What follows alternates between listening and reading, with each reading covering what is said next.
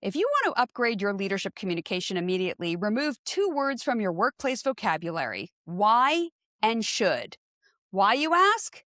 Because nothing good comes from using these words, whether you are talking to someone else, or asking yourself why, or telling yourself you should do something. Hi, I'm Marlo Lyons, and this is Cracking the Code, a quick hit series inside Work Unscripted, where we zoom in on the patterns, behaviors, and hidden dynamics shaping your work and your life. No fluff, no long lectures, just focused insight, curiosity, and real talk you can digest on your way to pickleball or between meetings. Let's get into it, and I will start with the word why. Now, on the surface, why seems harmless, and it's used nearly in every single conversation when perhaps you're curious about something. But in the workplace, why often lands as an accusation. Why did you do it that way? Why wasn't this finished? Why would you send that email? Even if you're just curious, the brain hears defend yourself.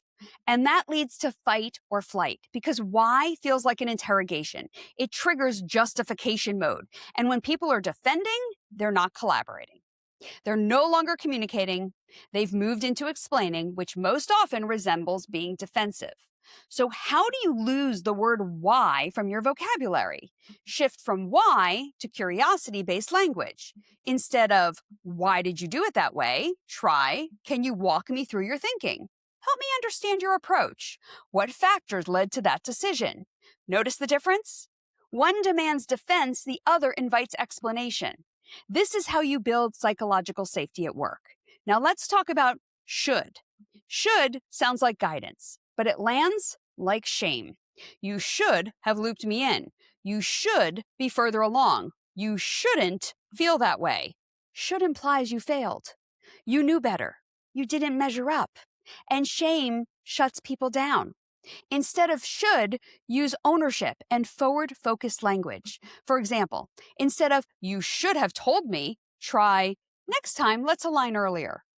In the future, I'd like to be looped in. What would help us prevent this going forward? Instead of we should be further along, try what's getting in the way? What support do you need? What feels realistic from here? This shifts blame to problem solving. Here's the core principle.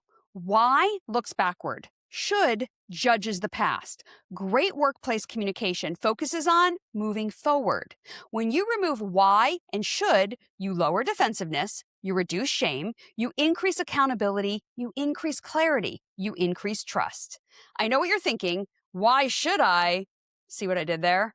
Why should I have to change my communication style because someone can't handle directness? Guess what?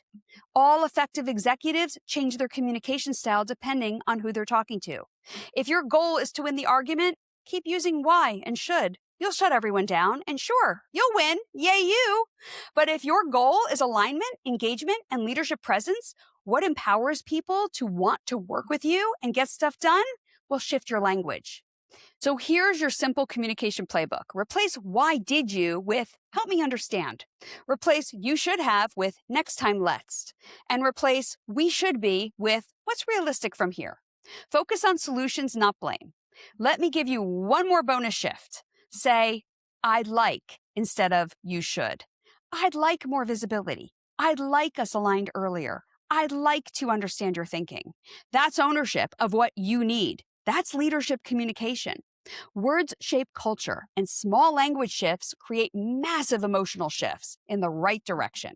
Remember, clear communication isn't about controlling people or their reactions to what you say. It's about creating space where people don't have to defend themselves. And that's how trust is built. P.S. Double bonus.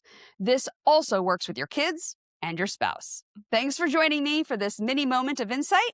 If this resonated, share it with a manager, colleague, or leader who wants to build stronger workplace relationships. And don't forget to write a comment or rate this episode. Always appreciated. Until next time, keep asking better questions and keep it unscripted. The journey is yours.